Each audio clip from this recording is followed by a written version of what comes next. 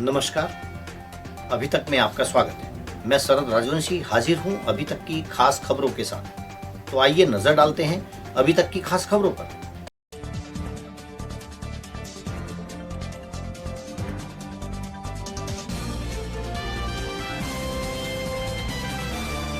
मुख्यमंत्री योगी आदित्यनाथ के सरकारी आवास पर भाजपा कोर कमेटी की बैठक। उत्तर प्रदेश में होने वाले आगामी उपचुनाव को लेकर हो रही चर्चा। बिजनौर में स्किन की दवाइयों पर रैपर बदलकर असली का रूप देने की शिकायत पर ड्रग विभाग की टीम ने की छापेमारी। छापेमारी के दौरान मकान को बंद कर मकान स्वामी फरार, टीम ने कमरों को सील लगाकर की जांच शुरू। देहरादून पुलिस ने ट्रिपल मर्डर केस किया खुलासा। प्रेमी ने शादीशुदा प्रेमिका की शादी की जिद करने पर की थी हत्या। उसके 2 बच्चों को भी उतारा था मौत के घाट।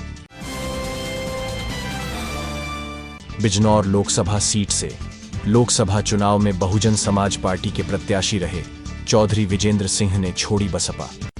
उन्होंने बहुजन समाज पार्टी की सुप्रीमो मायावती को भेजा इस्तीफा। संभल में बाइक सवार युवक की सड़क किनारे खड़ी डीसीएम से टकराकर मौत।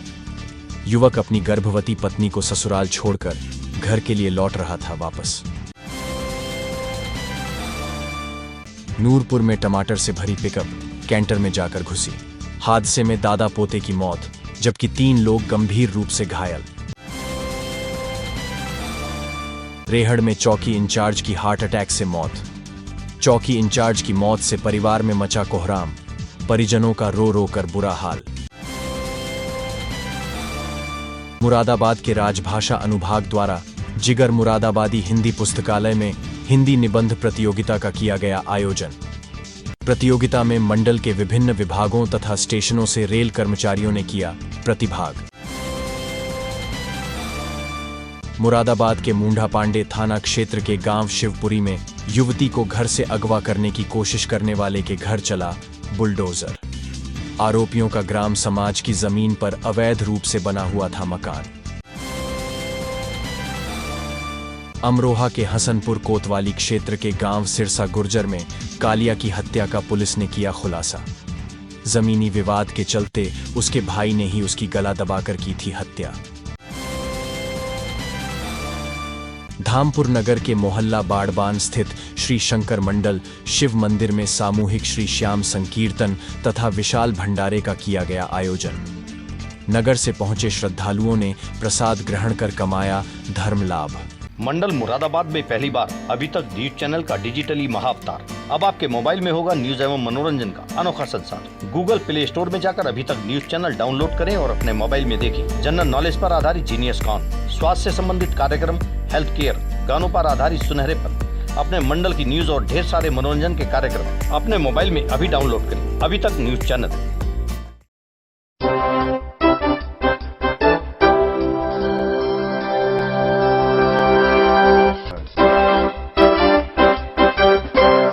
अब खबरें विस्तार से।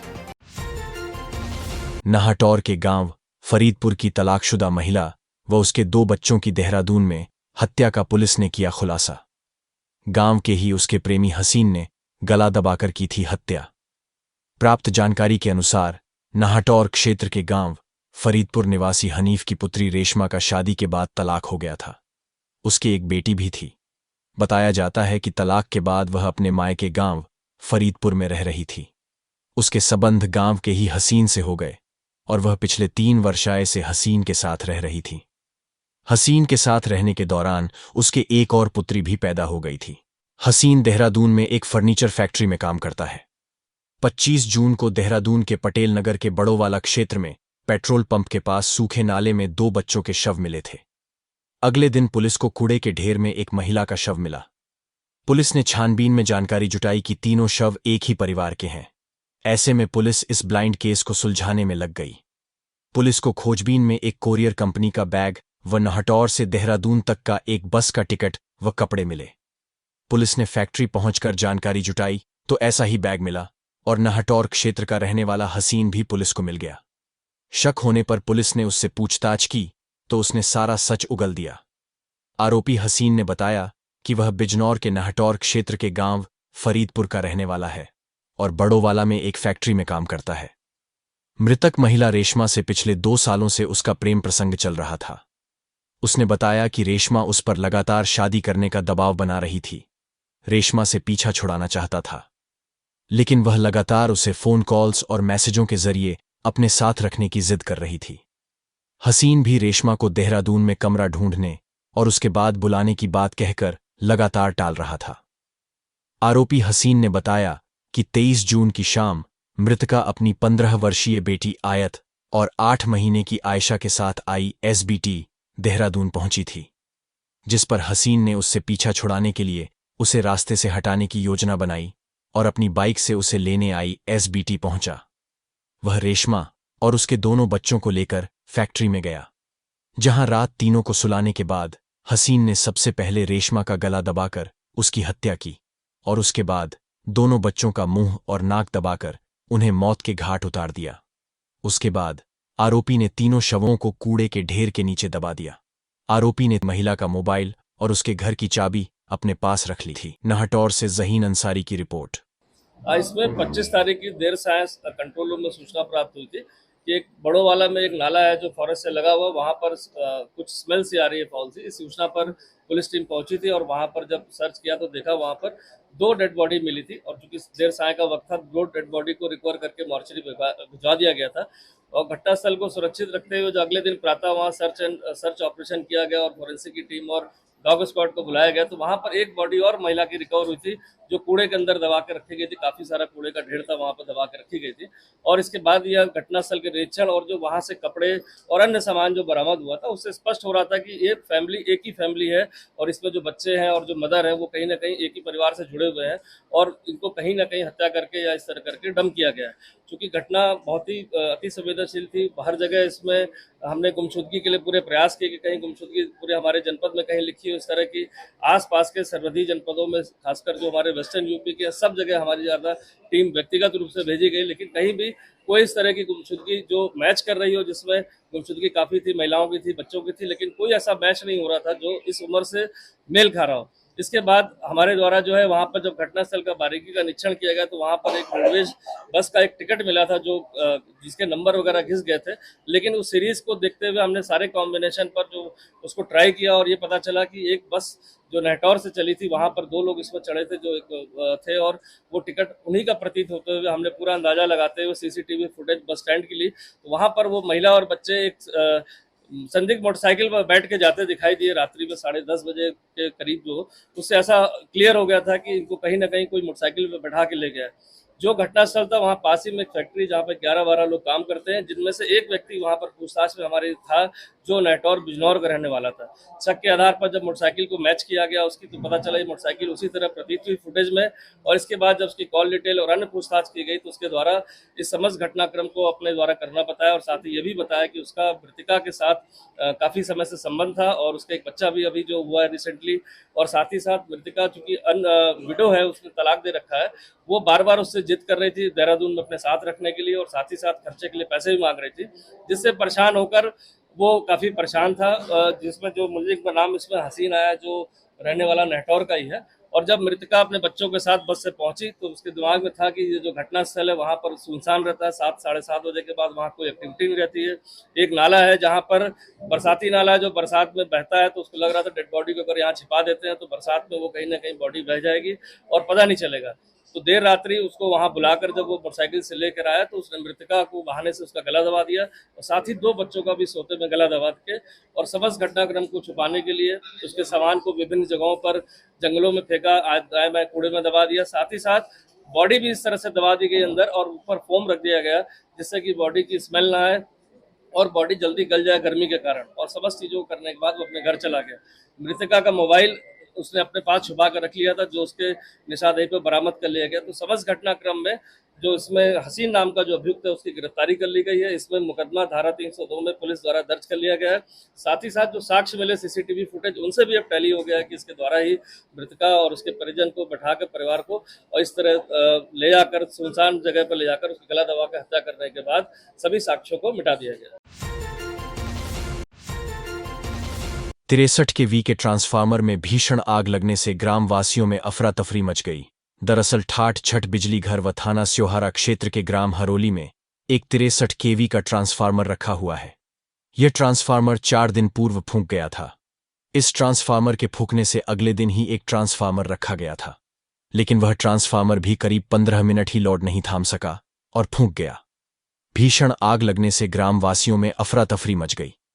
ग्रामीणों का आरोप है कि बिजली विभाग के अधिकारियों से कई बार इस ट्रांसफार्मर की क्षमता वृद्धि को कहा गया, लेकिन बिजली विभाग के अधिकारी सुनने को तैयार नहीं है।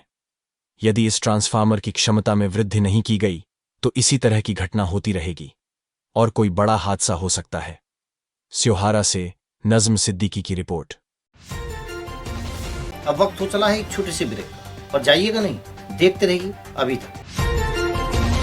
मंडल मुरादाबाद में पहली बार अभी तक न्यूज चैनल का डिजिटली महाअवतार। अब आपके मोबाइल में होगा न्यूज एवं मनोरंजन का अनोखा संसार। गूगल प्ले स्टोर में जाकर अभी तक न्यूज चैनल डाउनलोड करें और अपने मोबाइल में देखें जनरल नॉलेज पर आधारित जीनियस कॉन, स्वास्थ्य से संबंधित कार्यक्रम, हेल्थ केयर, गानों पर आधारित सुनहरे पल, अपने मंडल की न्यूज और ढेर सारे मनोरंजन के कार्यक्रम अपने मोबाइल में अभी डाउनलोड करें अभी तक न्यूज चैनल।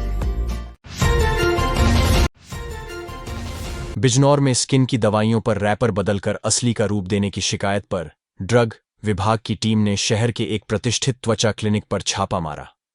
छापे के दौरान मकान को बंद कर मकान स्वामी फरार हो गया। वहीं टीम ने कमरों को सील लगाकर जांच शुरू कर दी है। दरअसल जिला औषधि निरीक्षक उमेश भारती के नेतृत्व में ड्रग विभाग की टीम ने एक शिकायत के आधार पर मंडावर रोड स्थित त्वचा क्लिनिक पर छापेमारी की। छापे की खबर लगते ही मकान पर मौजूद महिलाएं घर में ताला लगाकर निकल गईं। मौके पर पहुंची टीम ने जब मकान के अंदर जाकर देखा तो कमरों में ताला लगा हुआ था। कई घंटे की मशक्कत के बाद भी जब मकान मालिक और डॉक्टर मौके पर नहीं पहुंचे तो ड्रग विभाग की टीम ने मकान के सभी कमरों पर ताला लगाकर सरकारी सील लगा दी और मामले की जांच शुरू कर दी है। बिजनौर से नीरज कुमार की रिपोर्ट। तो उन्होंने जो शिकायत पे लिखा था त्वचा क्लिनिक पे जांच हेतु हम लोग वहाँ पहुँचे। वहाँ पहुँचने बीच में शिकायतकर्ता जी ने कहा कि नहीं, यहाँ पर नहीं, एक घर पे ये घर पे करते हैं कार्य, अवैध मेडिकल वो दवाइयों पे जिस पर रैपर ऊपर बदलते हैं। इसके क्रम में यहाँ आया गया तो यहाँ ताला एक महिला थी। महिला इसके बाद हमसे पूछा कि भाई ये घर किसका है, तो उन्होंने पूछने में नाम बताया राजीव कुमार। इसके बाद ताला बंद करके चली गई।